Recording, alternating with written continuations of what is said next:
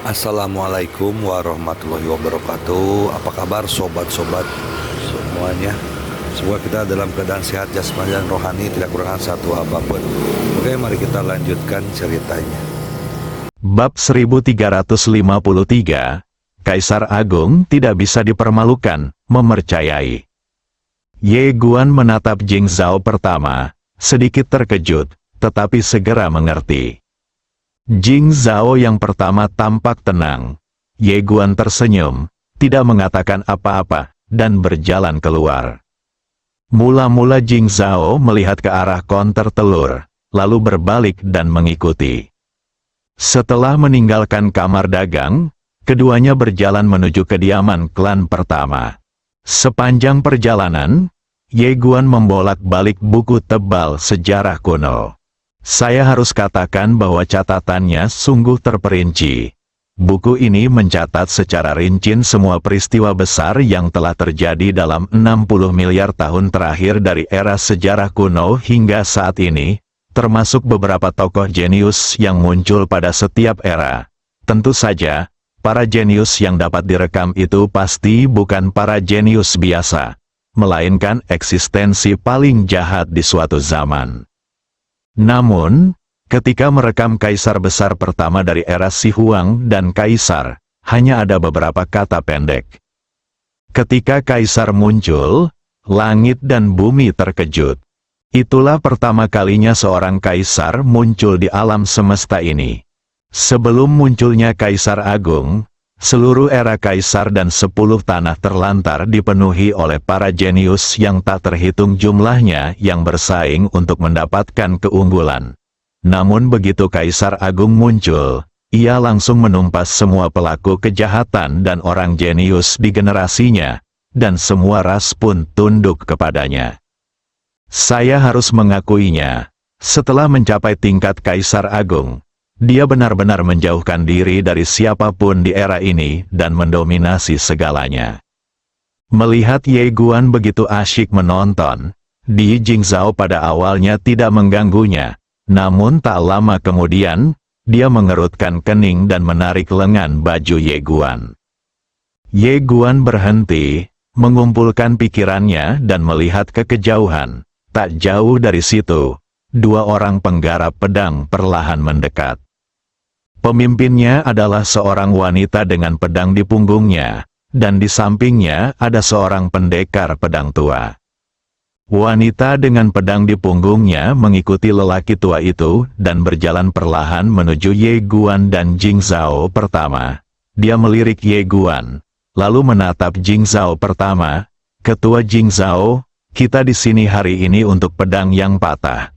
Jika Ketua Jing Zhao bersedia menyerahkannya, Sekte Pedang Kaisar kita akan berterima kasih. Pertama-tama Jing Zhao menatap wanita dengan pedang di punggungnya dan bertanya, bagaimana jika kamu tidak menyerahkannya? Wanita pembawa pedang itu menyipitkan matanya sedikit. Kalau begitu, Patriark Jing Zhao tidak ingin memberiku wajah Sekte Pedang Kaisar. Jika kamu tidak mau memberikannya kepadaku, maka aku tidak akan memberikannya kepadamu. Pertama-tama Jing Zhao menatap wanita dengan pedang di punggungnya dan menjawab tanpa ragu-ragu. Dentang, pada saat ini, suara dentingan pedang tiba-tiba terdengar dari seluruh penjuru, kemudian ratusan pendekar pedang menerobos ruang dan waktu dan menyerbu keluar. Hanya dalam sekejap, ratusan pembudidaya pedang mengepung Ye Guan dan Di Jing Zhao. Di antara mereka, sebenarnya ada 6 orang kuat yang melampaui level setengah langkah. Wanita dengan pedang di punggungnya menatap Jing Zhao pertama. Ketua Jing Zhao, Sekte Pedang Kaisar kami tidak pernah punya dendam dengan klan pertama, dan kami tidak ingin punya dendam dengan klan pertama. Dukun, Di Jing Zhao tiba-tiba menjentikkan lengan bajunya, dan dalam sekejap, sebuah kekuatan mengerikan bergulir langsung ke arah wanita dengan pedang di punggungnya. Yang terakhir, bereaksi sangat cepat. Saat Di Jing Zhao bergerak, dia tiba-tiba menghunus pedang di belakangnya dan menebasnya dengan ganas. Akan tetapi, begitu pedangnya terjatuh, seluruh orang itu langsung terpental. Para petinggi sekte pedang kaisar di sekitarnya hendak mengambil tindakan, tetapi pada saat ini, ribuan aura kuat tiba-tiba muncul di antara langit dan bumi. Yang terkuat dari klan pertama, hanya dalam sekejap, para master sekte pedang yang tadinya mengepung Ye Guan dan Yi Jing Zhao langsung terkepung. Awalnya Jing Zhao memasang ekspresi kosong di wajahnya, ambil semuanya. Berani beraksi di First City, ini sama sekali mengabaikan klan pertama. Dapatkan semuanya, begitu kata-kata itu keluar. Orang-orang kuat dari klan pertama di sekitar mereka hendak mengambil tindakan. Pada saat ini, ruang dan waktu di langit tiba-tiba retak, dan saat berikutnya, seorang lelaki tua berjubah putih berjalan keluar. Saat lelaki tua berjubah putih itu berjalan keluar, tiba-tiba kekuatan dan tekanan pedang yang mengerikan menyelimuti langit dan bumi. Pemimpin sekte pedang kaisar, Gong Suang menatap Jing Zhao pertama dan berkata, "Ketua Jing Zhao, salah satu anak buah sekte pedang kaisar kita tewas di sini hari ini. Seluruh kota akan dikuburkan bersamanya." Seluruh kota terkubur bersamanya. Begitu kata-kata itu diucapkan, orang-orang kuat dari klan pertama di lapangan menjadi geram. Pertama-tama Jing Zhao melirik pasangan pria itu dengan tenang, "Benarkah?" Gong Suang menatap Jing Zhao pertama dan berkata, "Silakan dan coba." Pertama, mata Jing Zhao dipenuhi dengan niat membunuh, dan dia hendak berbicara, tetapi Ye Guan tiba-tiba menghentikannya dan berkata, "Ini tidak benar." Pertama-tama Jing Zhao tetap diam. Dia tentu tahu bahwa ada sesuatu yang salah. Pemimpin sekte pedang kaisar benar-benar turun tangan dan tidak ragu-ragu untuk berperang dengan klan pertama. Ada yang salah tentang ini. Namun baginya, itu tidak masalah. Sekarang sekte pedang kaisar telah menggertaknya sampai pada titik di mana dia berada pada posisi yang kurang menguntungkan. Jika dia menyerah hari ini, tidak akan ada seorang pun yang berani menindas klan pertama di masa mendatang. Yi Jing Zhao hendak berbicara dengan niat membunuh, tetapi Ye Guan menarik lengannya. Dia menatap Yi Jing Zhao dan berkata, "Jika kamu percaya padaku, biarkan aku menangani masalah ini."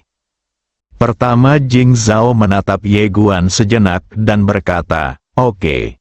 Ye Guan menatap pemimpin sekte pedang kaisar dan berkata sambil tersenyum, seperti kata pepatah, "Lebih baik menyelesaikan perseteruan daripada menciptakan perseteruan."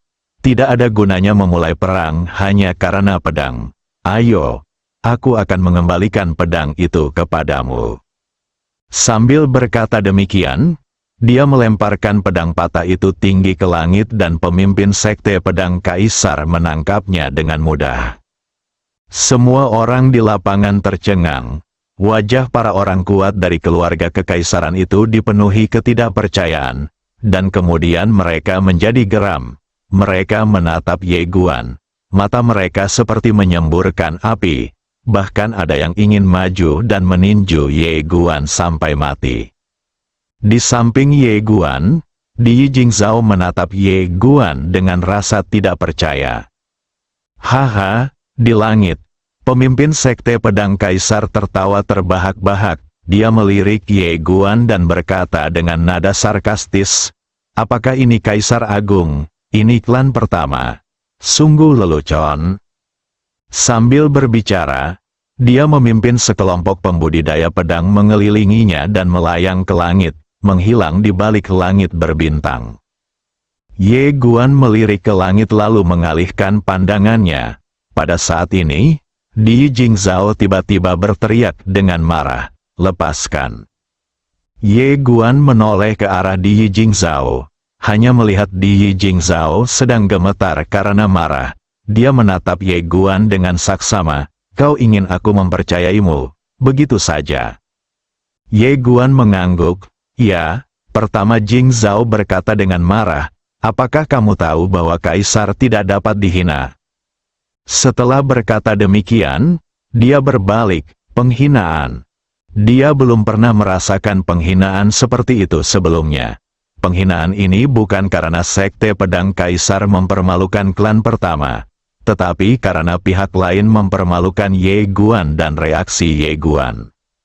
Di dalam hatinya, kaisar adalah orang suci dan tidak dapat disinggung. Inilah sebabnya mengapa dia akan memberikan Ye Guan rasa hormat yang besar meskipun dia telah kehilangan semua kultivasinya. Tetapi dia tidak menyangka bahwa Ye Guan akan memilih untuk berkompromi hari ini. Kekecewaan, dia sangat kecewa. Kaisar tidak seharusnya seperti ini. Menurut pendapatnya, kaisar tidak akan pernah dipermalukan bahkan jika dia meninggal.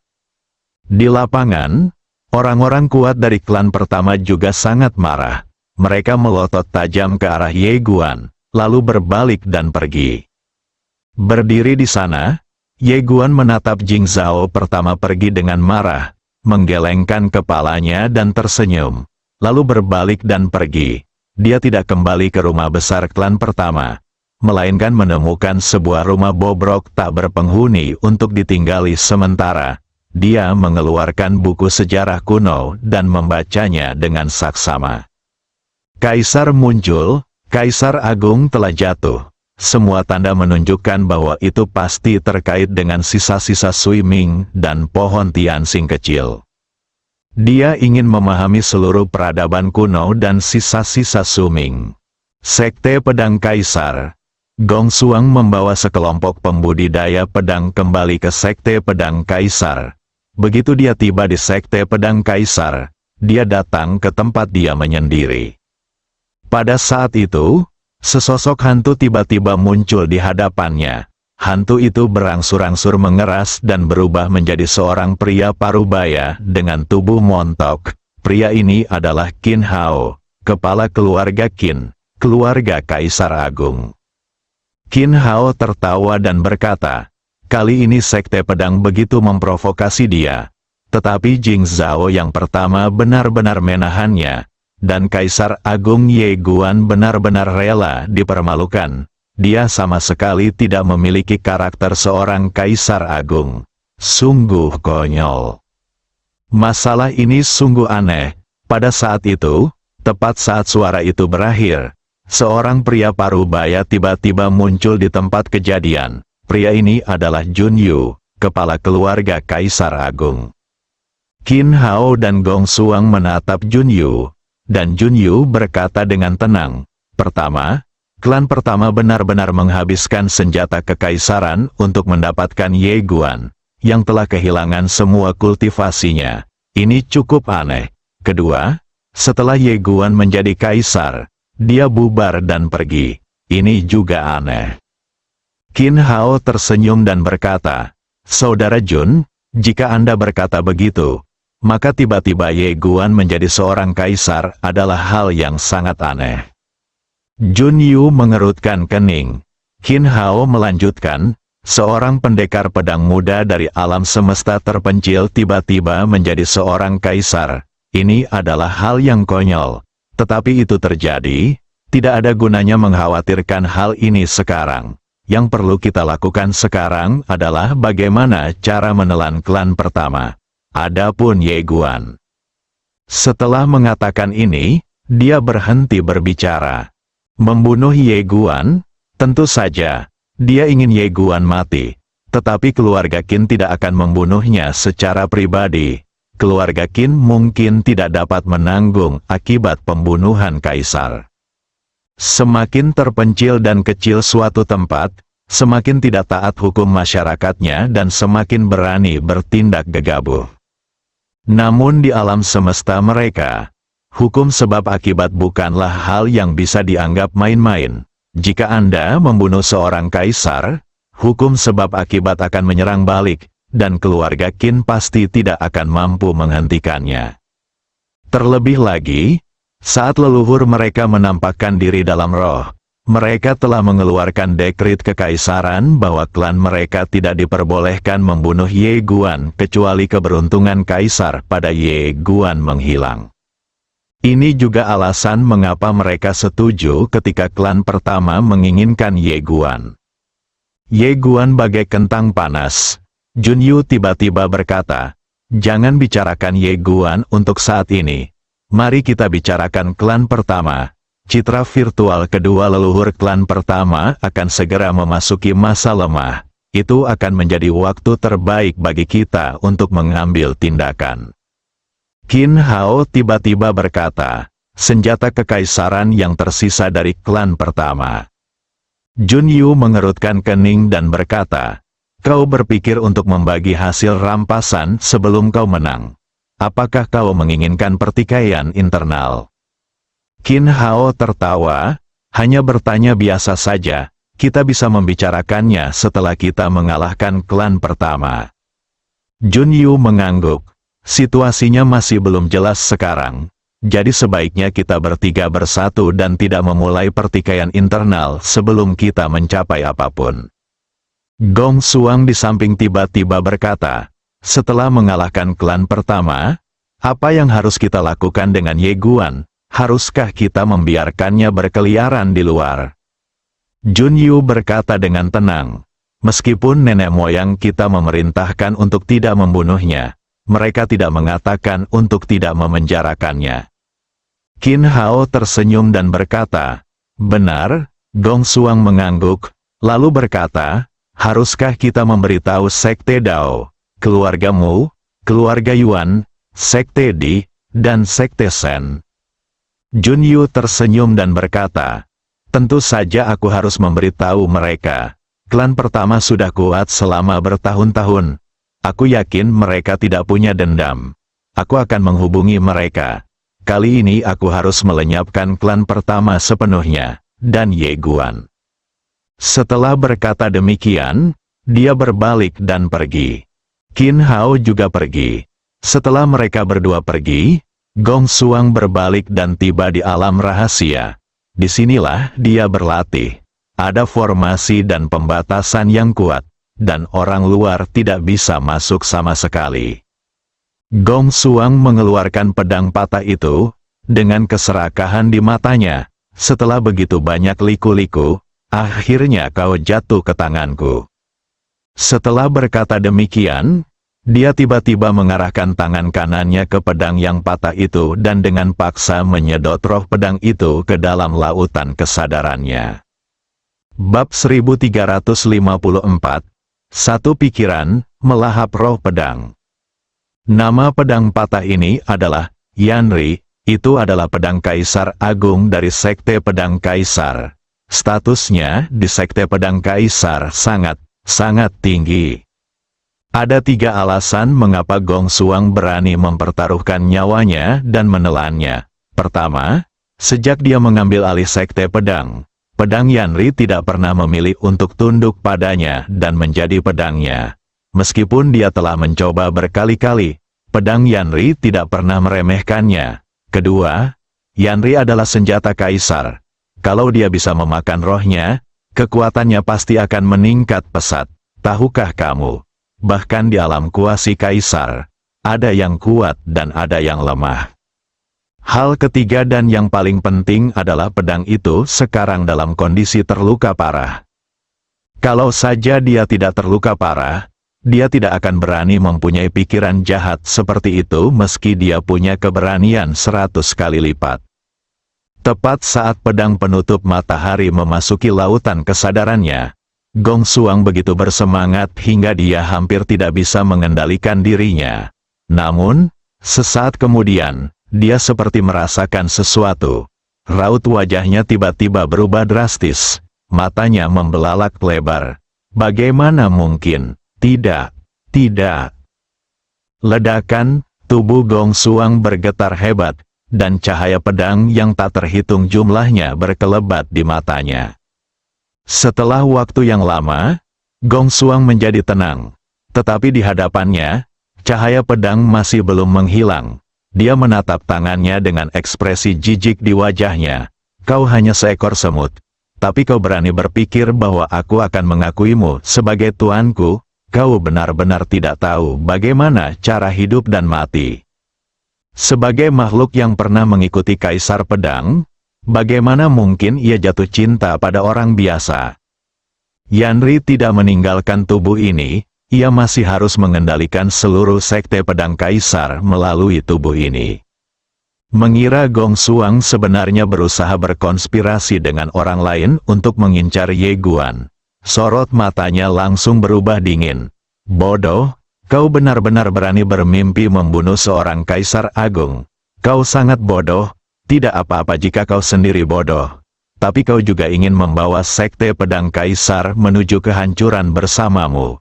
Itu membuatku marah. Masih memiliki perasaan terhadap sekte pedang Kaisar.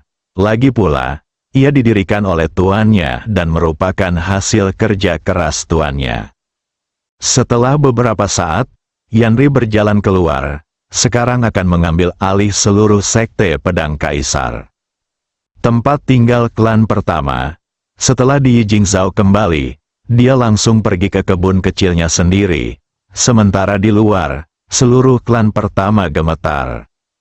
Sang patriark marah lagi, setiap kali pemimpin klan marah, dia akan pergi ke taman pribadi kecil itu. Pada saat ini, tidak ada seorang pun kecuali Di Yu yang berani mendekat.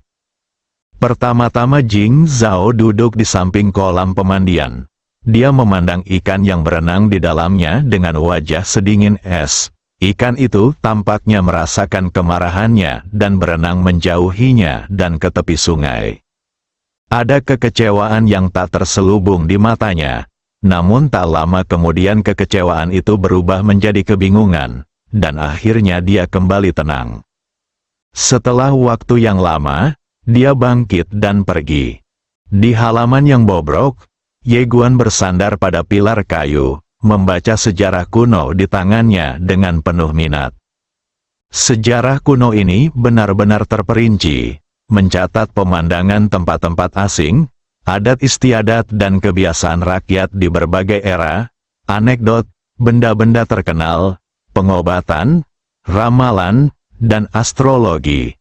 Dapat dikatakan mencakup semuanya dari zaman dahulu hingga sekarang. Dalam sejarah 60 miliar tahun, era Kaisar dan 10 tanah terlantar ini telah melahirkan banyak orang jenius. Selain para Kaisar besar, ada banyak orang dengan bakat luar biasa. Meskipun orang-orang itu tidak menjadi Kaisar besar, mereka juga meninggalkan jejak yang besar dalam sejarah seluruh 10 tanah terlantar. Dari sejarah kuno ini, ia juga mempelajari satu hal, yaitu, era Kaisar dan 10 gurun ini diatur oleh hukum alam.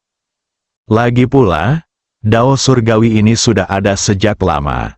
Kaisar Gembala mencatat Dao Surgawi seperti ini. Selama 60 miliar tahun terakhir, Kaisar-Kaisar besar telah datang dan pergi, tetapi Dao Surgawi ada selamanya. 6 miliar tahun, Ye Guan mengerutkan kening. Umur makhluk seperti Tiadao secara alami lebih panjang daripada makhluk biasa lainnya. Tetapi jika dikatakan telah hidup selama 60 miliar tahun, itu masih agak berlebihan. Sebenarnya, dia sudah merasakan jalan surga pada awalnya. Ketika ia menjadi kaisar, hukum dan prinsip tunduk kepadanya, yang sesungguhnya adalah jalan surga. Namun, dia tidak terlalu memperhatikan jalan surga saat itu. Setelah membaca seluruh sejarah kuno, dia tidak hanya memiliki pemahaman yang jelas tentang sejarah dari zaman kuno hingga saat ini, tetapi juga memiliki pemahaman umum tentang keluarga kaisar saat ini dan sekte abadi. Dalam 60 miliar tahun terakhir, total telah muncul 11 kaisar besar. Munculnya 11 kaisar besar ini juga diiringi dengan bangkitnya 10 negara adikuasa, sebab pada klan pertama muncul 2 kaisar besar. Di antara mereka, ada 6 keluarga kaisar super, yaitu klan Jun, klan Mu, klan Qin, klan Yuan, klan pertama, dan klan kaisar, serta 4 sekte super, yaitu sekte Shen, sekte Dao, sekte Di, dan sekte Dijian. Apa yang disebut Ten Wastelans? Ten Wastelans pada mulanya sebenarnya berhubungan dengan 10 kekuatan super ini. Setiap keluarga kaisar besar dan sekte super menempati tanah tandus. Kemudian, keluarga kaisar menolak dan diusir dari 10 tanah terlantar dan pergi ke daerah terpencil. Wilayah keluarga kaisar dibagi oleh keluarga kaisar besar dan sekte super. Keluarga kekaisaran adalah yang paling menyedihkan. Alasan utamanya adalah tidak ada penerus. Setelah kematian Kaisar Yuan, tidak ada lagi pejuang yang mampu di keluarga kekaisaran selama beberapa generasi, jadi mereka hanya bisa mengganggu mereka. Sedangkan untuk era kaisar, sebenarnya itu adalah satu dan sama dengan 10 tanah terlantar dan termasuk ke dalam 10 tanah terlantar. Yang disebut era kaisar adalah alam semesta yang dibuka oleh masing-masing keluarga kaisar agung atas kemauan mereka sendiri. Hal ini sedikit mirip dengan negara-negara bawahan dari dinasti-dinasti kuno, yang semuanya berada dalam satu kekaisaran, tetapi mereka merupakan entitas yang independen. Di luar Ten Wasteland Universe, ada 2 area khusus. Yang pertama adalah daerah terlarang tanah terlantar kuno di utara. Dia telah melakukan perjalanan ke daerah terlarang gurun kuno ini dengan kesadaran spiritualnya. Raksasa prasejarah yang ditemuinya dan beberapa pria kuat misterius semuanya ada di area ini. Daerah ini tidak terbatas dan sangat misterius.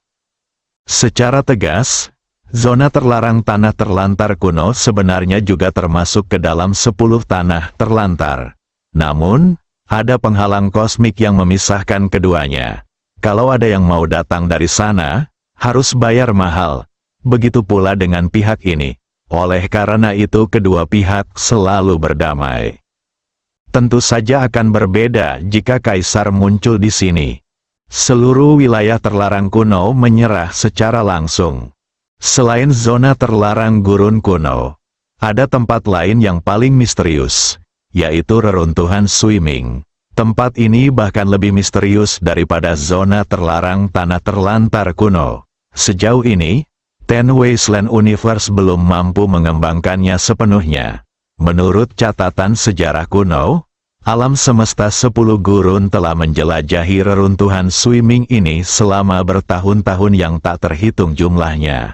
Dan mungkin hanya menjelajahi kurang dari 1/10-nya. Tempat ini adalah tempat paling berbahaya di seluruh 10 gurun, dan juga tempat paling misterius, karena kaisar pertama, yang juga merupakan leluhur klan pertama, menjadi kaisar setelah keluar dari sana. Ia secara khusus mencari tahu tujuan akhir para kaisar tersebut, namun tidak ada catatan rinci dalam sejarah kuno. Hanya beberapa kalimat, banyak kaisar yang menghilang secara misterius di kemudian hari, dan ada pula kaisar yang meninggal secara langsung. Dia adalah kaisar di Yuan dari klan kekaisaran. Menghilang, Ye Guan tahu itu pasti ada hubungannya dengan reruntuhan Swimming. Setelah sekian lama, Ye Guan menyimpan buku sejarah kuno itu, lalu dia mengeluarkan Sejarah Peninggalan Swimming, yang mencatat sejarah sebelum era sejarah kuno. Tentu saja, bahkan kaisarmu tidak tahu banyak tentang sejarah 60 miliar tahun yang lalu. Sejarah peninggalan Swimming ini disusun berdasarkan beberapa peninggalan kuno yang tertinggal di reruntuhan Swimming. Setelah menonton beberapa saat, Ye mengerutkan kening. Karena apa yang tercatat di sini semuanya adalah benda-benda kuno. Dan hanya ada sedikit catatan tentang keseluruhan peradaban Swimming. Namun, ia secara tak terduga menemukan bahwa ada catatan tentang pohon di sini. Sebuah pohon yang menghasilkan buah kehidupan. Melihat ini, Ye Guan berseru, "Ayat Tuhan, Peradaban Tianxing, Zhou Zhou telah menyebutkan peradaban Swimming sebelumnya. Wanita bernama Bei Xinqi mencuri sebatang pohon dari suatu tanah tua, dan di klan pertama, dia melihat pohon kecil yang dibawa keluar oleh leluhur klan pertama. Melalui hal di atas, intuisinya mengatakan kepadanya bahwa pohon kehidupan Tianxing dari peradaban Tianxing pasti terkait dengan reruntuhan Swimming, dan pohon kehidupan Tianxing dari peradaban Tianxing kemungkinan besar tidak lengkap. Sayangnya, dia tidak dapat memasuki alam semesta Guangxuan saat ini. Kalau tidak, dia bisa pergi mencari pohon itu dan menanyakannya. Ketika memikirkan pohon kehidupan Tianxing, dia juga memikirkan buah Yinian, Fuwu, dan Jingchu. Satu pemikiran, awalnya dia bertanya pada bibinya, dan bibinya mengatakan agar tidak khawatir. Adapun Fuwu dan Jingchu, tidak ada yang tahu apa yang dilakukan kedua buah ini sekarang. Ye Guan menggelengkan kepalanya. Dia tidak terlalu khawatir tentang mereka. Yinian diasuh oleh bibinya, Fuwu diasuh oleh bibi King Qiu, dan Jingchu diasuh oleh pamannya. Dia tahu bahwa ketika dia melihat ketiga buah ini lagi, mereka pasti akan memberinya kejutan besar, terutama Jingchu dan Fuwu. Bakat kedua buah ini sungguh tidak normal. Dan sebuah pemikiran, harus saya katakan, dia sungguh merindukan ide pembakaran itu. Saya tidak tahu bagaimana keadaannya sekarang, apakah dia telah diganggu. Ye Guan mendesah pelan dan mengumpulkan pikirannya. Dia membolak-balik sejarah dinasti Suming. Setelah beberapa saat, dia menyimpannya. Tampaknya dia harus pergi ke reruntuhan Suming secara langsung. Dia meninggalkan rumah bobrok itu dan menuju ke jalan luar. Dia menatap ke langit. Langit tertutup awan gelap, dan titik-titik air hujan sudah mulai berjatuhan. Dia bergegas menemukan sebuah kedai minuman. Begitu dia memasuki kedai, tiba-tiba hujan turun deras di luar. Ye Guan sedang duduk di dekat jendela. Seorang pemuda datang dan bertanya dengan hormat, "Tuan, apa yang ingin Anda makan?" Ye Guan hanya merasa suara itu agak familiar. Dia menatap pemuda itu dan tertegun. Bukankah ini anak laki-laki yang membeli telur? Melihat ekspresi terkejut Ye Guan, Gu Chen muda bertanya dengan ragu, "Tuan." Ye Guan tersenyum dan berkata, "Aku pernah melihatmu sebelumnya." Anak laki-laki itu menjadi semakin bingung. Ye Guan berkata, "Saya melihat Anda membeli telur di kamar dagang sebelumnya." Gu Chen, Ye Guan tersenyum dan bertanya, "Mengapa kamu datang ke sini untuk bekerja?" Gu Chen mendesah pelan. "Aku tidak bisa menahannya. Aku awalnya adalah mahasiswa di perguruan tinggi pertama. Demi membeli telur, aku menghabiskan semua biaya hidupku selama 6 bulan ke depan. Kalau aku tidak datang untuk mencari pekerjaan untuk mencari nafkah, bagaimana aku bisa hidup?" Setelah Ye Guan melihat beberapa hidangan, dia tersenyum dan berkata, "Kamu seharusnya tahu kalau peluangnya sangat rendah, kan?" Gu Chen mengangguk. "Aku tahu." Ye Guan sedikit penasaran. "Tapi kamu masih mau bertaruh?" Gu Chen menghela napas lagi. "Kakak, dilihat dari pakaianmu, kau bukan orang biasa. Kau tidak tahu betapa sulitnya bagi orang-orang di lapisan masyarakat bawah. Meskipun aku masuk akademi pertama, orang tuaku adalah orang biasa. Aku tidak memiliki dukungan atau sokongan. Itu lebih sulit daripada naik ke surga untuk membuat nama untuk diriku sendiri. Tetapi jika aku bisa mendapatkan telur naga, itu akan sangat berbeda." Ketika dia bicara, matanya tiba-tiba berbinar, tetapi kemudian redup lagi. Tidak ada gunanya mengatakan semua ini sekarang. Aku akan segera dikeluarkan dari sekolah. Setelah aku putus sekolah, jika orang tuaku tahu. Ye Guan sedikit penasaran, mengapa dia diperintahkan keluar dari sekolah. Gu Chen tersenyum pahit. "Aku punya banyak hutang." Ye Guan hendak berbicara, tetapi pada saat ini, suara gemetar tiba-tiba datang dari samping. "Cener." Ye Guan menoleh dan melihat seorang lelaki tua sedang melotot ke arah Gu Chen di pintu masuk kedai. Di sampingnya ada seorang wanita. Keduanya berpakaian sederhana. Orang tua itu nampaknya mengalami cedera pada kaki kanannya dan sedang bersandar pada tongkat. Melihat mereka berdua, wajah Gu Chen tiba-tiba menjadi pucat dan sedikit takut. Orang tua itu tertatih-tatih ke arah Gu Chen, mengangkat tongkatnya dan menghantamkannya ke arah Gu Chen, sambil berkata dengan marah, "Dasar binatang, akhirnya kau berhasil masuk ke akademi pertama, tetapi kau tidak menghargainya. Kau harus berbuat jahat dan berjudi setiap hari. Sekarang akademi akan mengeluarkanmu, kau. Ketika dia selesai berbicara, dia sudah menangis. Wanita itu juga menangis. Gu Chen melarikan diri sambil berkata, "Ayah, aku bersumpah, aku tidak akan pernah berjudi lagi. Jika aku berjudi lagi, aku tidak akan menjadi manusia." Orang tua itu mengejar cukup lama, tetapi kakinya tidak mampu bergerak dan ia tidak dapat mengejar. Akhirnya, dia harus duduk di tanah dan menangis. Wanita itu pun tidak bisa berhenti menangis. Setelah mereka berdua menangis hampir seharian, wanita itu tiba-tiba berjalan mendekati Gu Chen. Dia dengan gemetar mengeluarkan tas kain berisi beberapa kristal peri di dalamnya, menyerahkannya kepada Gu Chen, dan berkata dengan suara gemetar, "Chener, kami telah memohon kepada akademi. Selama kamu melunasi utangmu dan berjanji untuk menjadi orang baru, akademi bersedia memberimu kesempatan lagi. Kamu harus memperbaiki dirimu sendiri." Gu Chen mengambil kristal abadi dan bertanya dengan ragu, "Bu, dari mana kamu mendapatkannya?" Wanita itu menyeka air matanya dan berkata, "Ayahmu menjual rumah leluhur." Gu Chen tertegun dan menatap lelaki tua di sampingnya. Orang tua itu terkulai ke dinding, memukuli dadanya dengan kedua tangan, air mata mengalir di wajahnya. Wanita itu memegang tangan Gu Chen dengan erat dan berkata dengan sungguh-sungguh, "Kamu tidak boleh bertaruh pada telur itu." Gu Chen terharu, dan air matanya langsung jatuh. "Baiklah, aku tidak akan berjudi lagi. Aku akan belajar keras di masa depan." Begitu saja, Gu Chen membantu mereka berdua meninggalkan restoran.